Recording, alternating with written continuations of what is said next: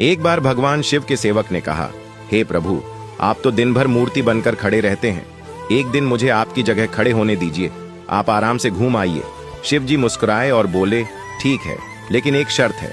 मंदिर में जो भी आए और जो कुछ भी कहे, तुम्हें बस सुनना है, जवाब नहीं देना है। सेवक ने शर्त मान ली और भगवान ने सेवक को अपने जैसा मूर्ति का रूप देकर मंदिर में खड़ा कर दिया, ताकि वह बिल्कुल भगवान जैसा दिखाई दे। सुबह सबसे पहले एक व्यापारी आया।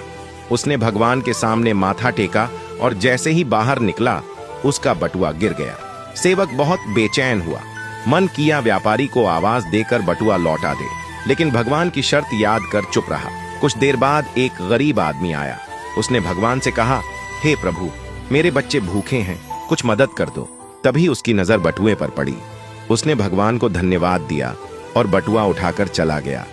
फिर एक नाविक आया और बोला, हे भगवान, मैं 15 दिन के समुद्री सफर पर जा रहा हूँ, कृपा करना।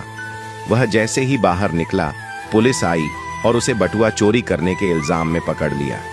यह देखकर सेवक खुद को रोक न पाया और चिल्ला पड़ा, यह गलत है। बटुआ तो उस गरीब ने उठाया था, इसे छोड़ो और उस गरीब को पकड़ो।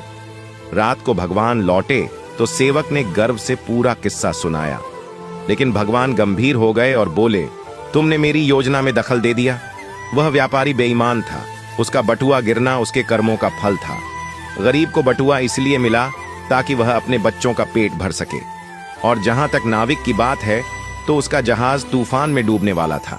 पुलिस द्वारा पकड़े जाने से उसकी जान बच जाती, लेकिन तुम्हारे बोलने से अब गरीब जेल चला गया और सब गड़बड़ हो गया। फिर भगवान बोले, सेवक याद रखो, जो कुछ भी होता है उसमें मेरी योजना होती है। तुम्हारी नजर सिर्फ उस पल की सच्चाई देखती है, लेकिन मैं संपूर्ण समय और कर्मों को देखता हूँ। इसीलिए जब भी तुम्हें कुछ गलत लगे तो समझ लेना कि मैं तुम्हारे भले के लिए ही कर रहा हूँ। हर हाल में मुझ पर भरोसा रखो। निष्कर्ष, कभी कभी हमें जो चीज गलत लगती है, वही असल में हमारे अच्छे के लिए होती है। भगवान की योजना हमेशा हमारी सोच से बड़ी और गहरी होती है।